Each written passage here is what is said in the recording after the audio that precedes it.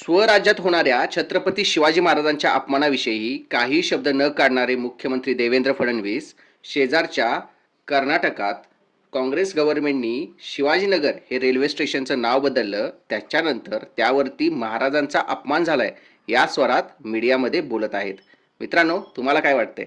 स्वराज्यात शिवाजी महाराजांच्या विषयी होणारे अपमान खपवून घेणारे हे मुख्यमंत्री भाजपच्या समर्थकांना काही बोलत नाहीत किंवा तात्पुरती कारवाई करून त्यांना सोडून देत आहेत.